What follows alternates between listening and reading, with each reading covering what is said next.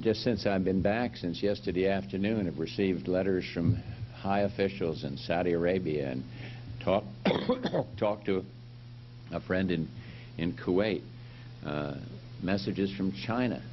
And this is just here. Certainly the White House has been inundated with such messages of concern and support. And finally, I've seen some of the commentary comparing this attack with Pearl Harbor. I'm probably the only guy in this room old enough to remember where I was when the first reports of Pearl Harbor came in. And in some respects, there are similarities.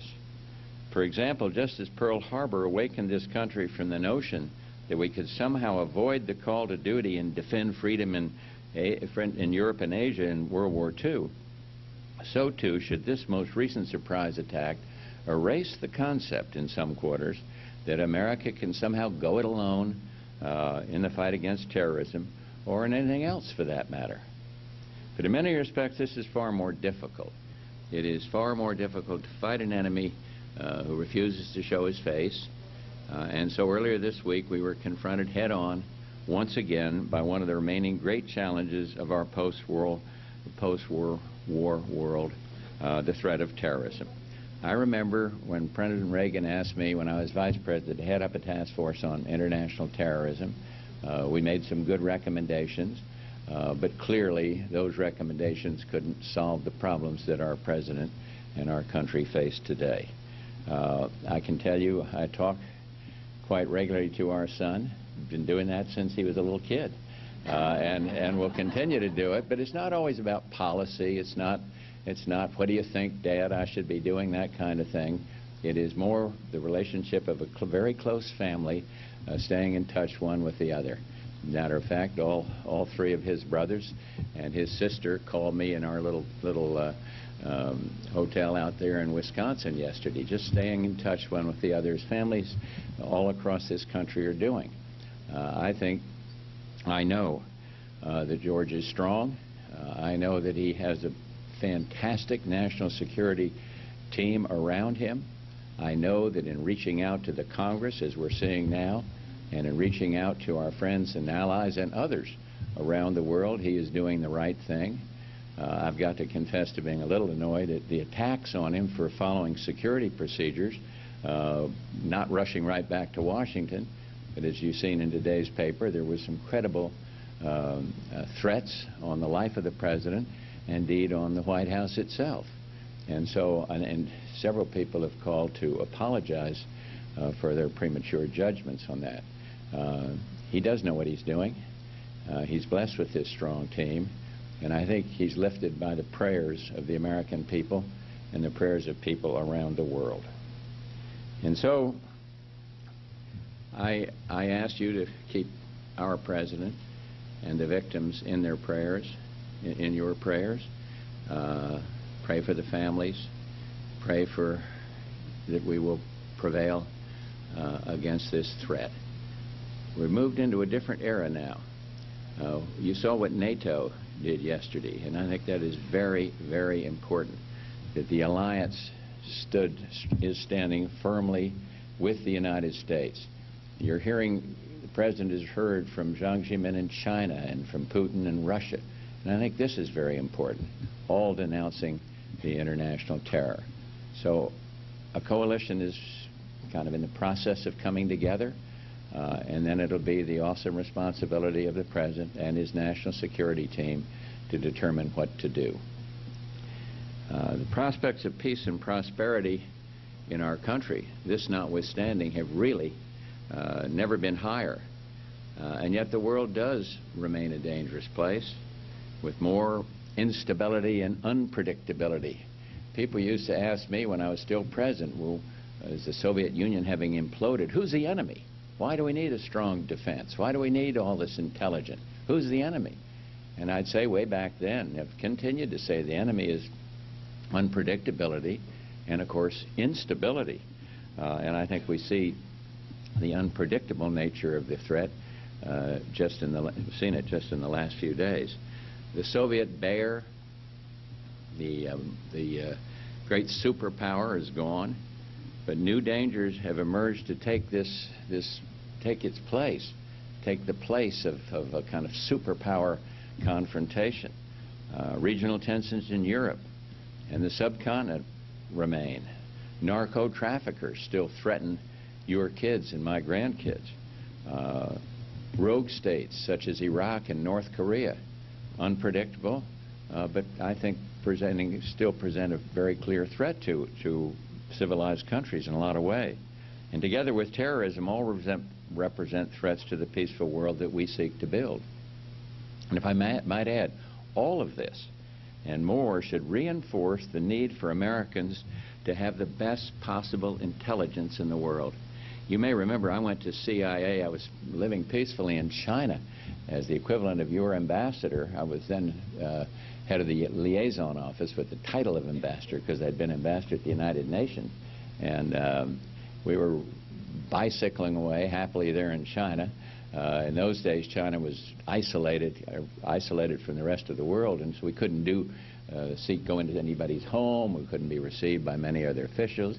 And I remember bicycling one Sunday back from our little church service in Beijing to the U.S. liaison office, and a messenger came from our embassy or our liaison office and said, "Mr. Ambassador, we have a important message for you."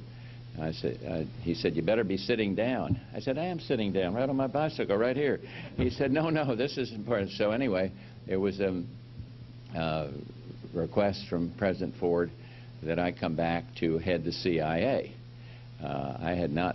I'd been a consumer of intelligence at the United Nations. I'd known something about it as a congressman, but I didn't know all the technicalities of intelligence.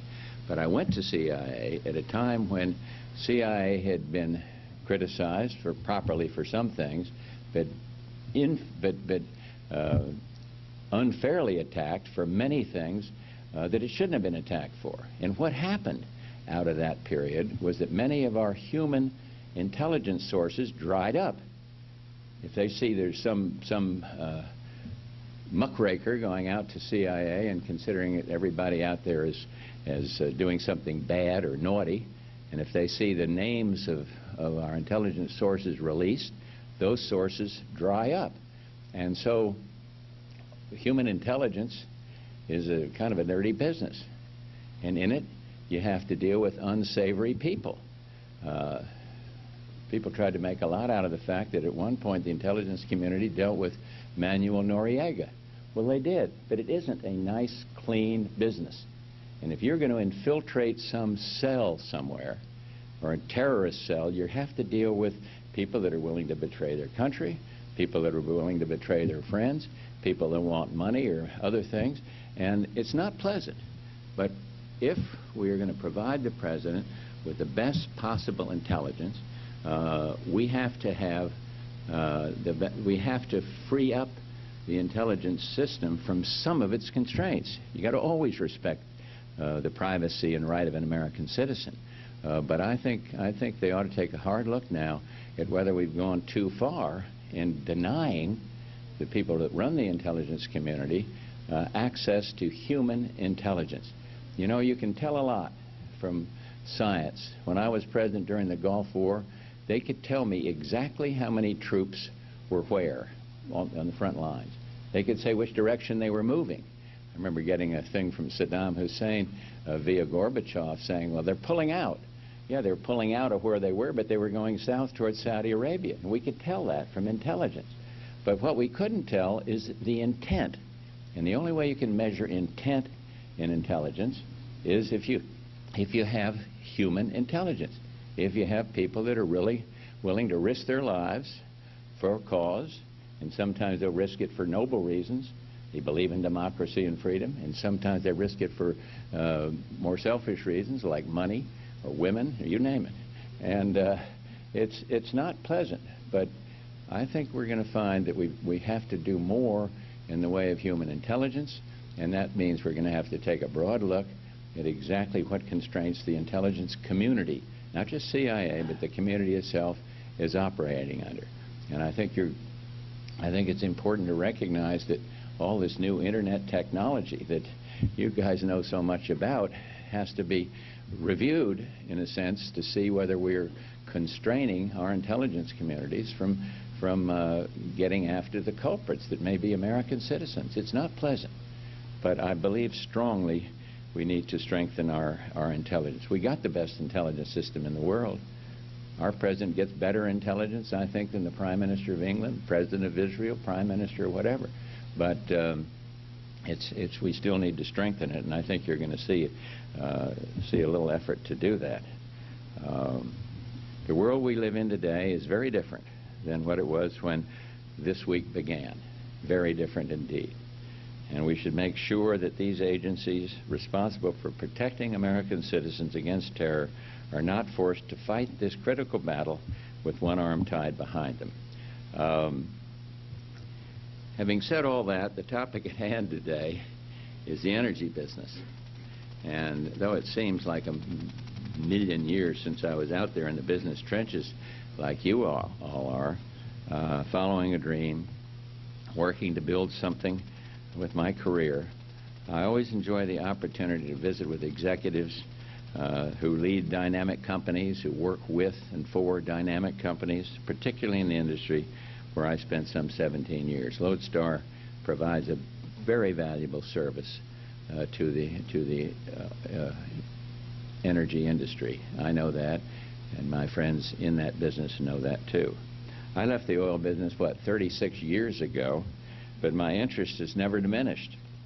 In many ways, in fact, it intensified during my public service, because what so many companies like the ones that some of you represent here today do have a direct effect on our